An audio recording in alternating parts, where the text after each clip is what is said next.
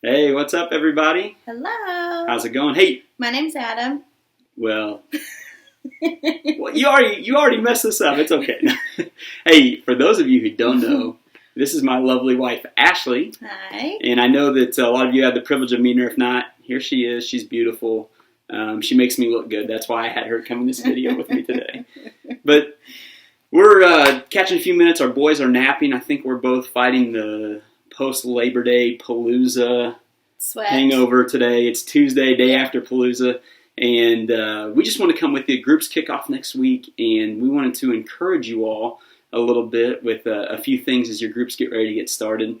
Ash, it feels like over the last couple of years, hosting groups and having people in homes or going to other people's homes and helping them host, we've picked up on a few things that we just wanted to encourage you all with and really define what is a win for neighborhood groups this fall. So the first thing that we would say is at the center of it all, we want to keep the good news of the gospel front and center.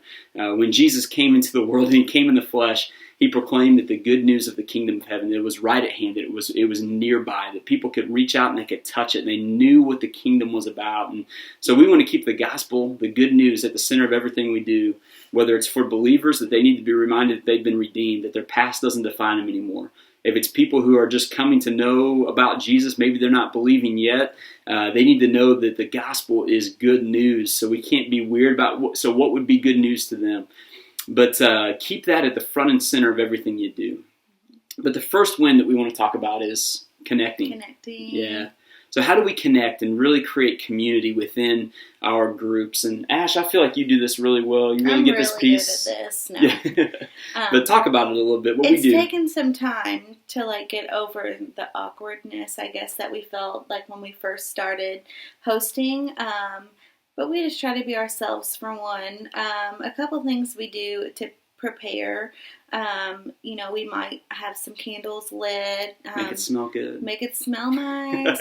Have some snacks and drinks ready. So when people come in, if you can get a drink in their hand, that just makes them a little more comfortable. Adam's told me that before. So yeah, I read it. Actually, I'm not that smart. I read it somewhere. So what we'll do also is have some music playing, not real loud music, but just kind of background music to make people comfortable, and it's not an awkward silence when they come in. And we'll just be ready. We try to be ready beforehand. So if we see a car come up, we'll be free to say, okay, can you go out to the living room, greet them at the door. Yeah. Because if you greet them at the door, they're not awkwardly waiting to knock or ring the doorbell or, oh, they have kids, should we ring the doorbell? And we'll just have the door open. So speaking of our kids, on the best days, it's chaos. And on the worst days, it's a disaster. So the connecting piece, we're always in the middle of the disaster. Yeah, but we have to work hard at this one now with our boys in the picture. Yeah, but just greeting them at the door, and once they step over that threshold, it's oh, okay, they're ready for me. They just feel, I guess, more comfortable when they walk in your home, an unfamiliar place. And something else we do. You can have a conversation with the person that walks in, but try to get them talking with someone else. So that kind of frees you up to be able to welcome people or, help someone out who's kind of feeling left out in the corner or something. Find common interests. We typically have people hanging in the corner, right? No, that's really huge because what we want to do is connect to the group and the community, not just to us. So. You were just saying find common interests. And common interests, if you know about that person's background, they might have kids. I mean, kids are easy to talk about, so bring up their kids or, what they do for a living or their hobbies. And then, if their hobby is working on cars, be oh, well, Adam not really, but Adam likes working on cars. Let me introduce you to him. I know nothing about working on cars. So then they'll start talking and be okay, guys, well, I'm going to go get some food ready or whatever you're doing. Yeah. So, or typically it's reining our kids back in. Let me go get Oliver out of the dog food bowl. So. Yeah, true story. It happens. Well, the big thing on connecting, we just want to create some communities within your home or workplace or gym or coffee shop, wherever you are, where just connecting relationships take place. The curriculum that we're going to use is designed to help lead into connecting in community, but if that gets in the way, get it out of the way. Maybe you need to take a night and just have a conversation or have some fun or just spend some time praying. And, speaking of prayer, that's the second win. So we want to connect. The second win is that we want to be praying. So hopefully you guys have already been spending some time praying about your groups and the people that are coming, but really intentionally this time, we're going to help you guys have a framework of who are the people that every person in your group individually is praying for and building relationships with. So one of the key questions every week is, man, how did it go on praying for the people you've identified?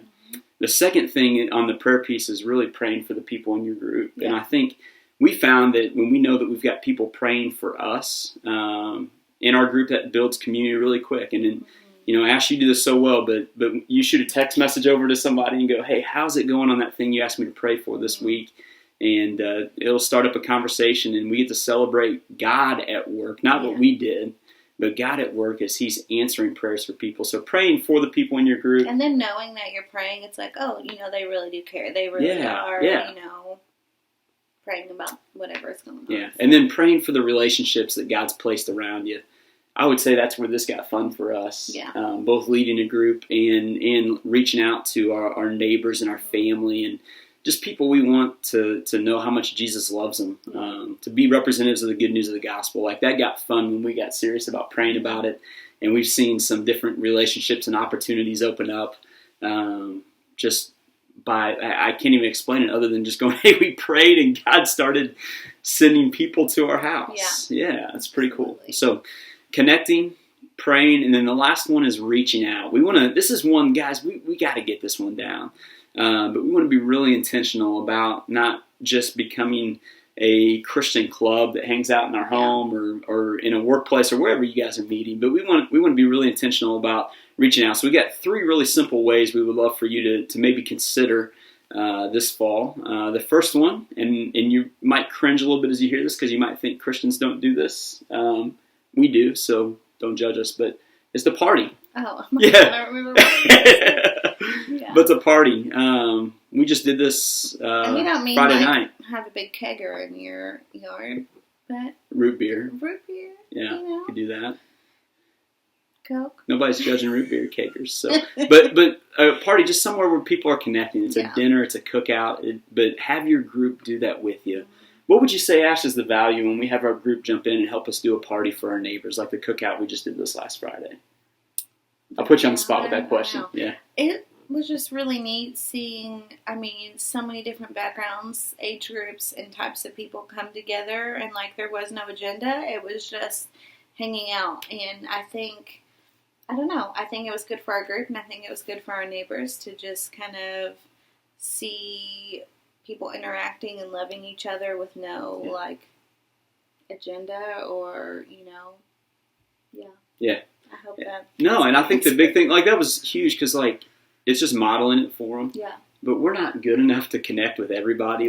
There's certain, you were talking about interests and relationships, and we need our friends to have conversations with our neighbors to help our neighbors understand that we're normal. One of our neighbors, Erin, has gotten to be a really good friend of ours. We love Erin. She was kind of skeptical of our parties, and then she found out that a lot of our friends that were here were church friends. Yeah. But as she found that out, she goes, oh, wow, a lot of your church friends are normal people, and that built some relationships and conversations, and it's just really taken off from there.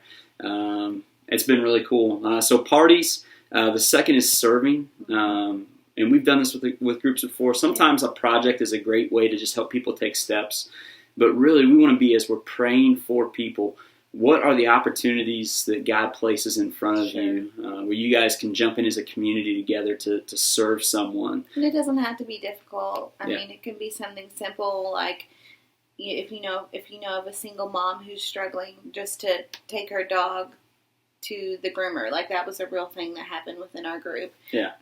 Or just basic house cleaning. It doesn't have to be necessarily a big production that you've planned, but just kind of seek the needs that are around you. And think of our neighbor Joyce, who's a recent widow, and man, one of the ways she doesn't want a lot of help, but it's just being open and available to that, and just praying, hey God, would you give us an opportunity with this community to be the good news of the gospel to Joyce this fall. So that's just one of the things we're thinking.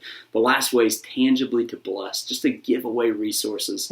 We've had some opportunities to do that. I think about, probably the most recent one where there's a lady who was working at Walgreens. We found out that it was her second job that she was coming on to, and she worked the night shift at a 24-hour Walgreens after working all day somewhere.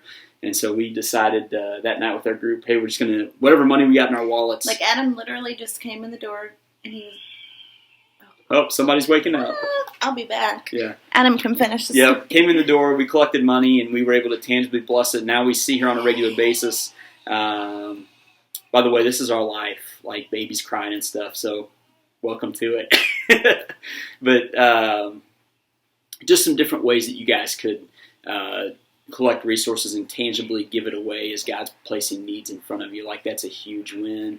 And here comes Ash and Quill just in time to say goodbye. Hey, we want you guys to know we are praying for you as you get ready to kick off every morning. We're just really intentional about praying for you all as leaders, praying for your groups, praying for the people that God connects, praying for opportunities for community to take place, and that you guys just really enjoy this fall. And it's a lot of fun to and go just to know, see. like, we're here too. Like, if you ever need anything, prayer, or just to talk, like, we're available to you. Also. And our house can be open to you. Yeah. Drop by.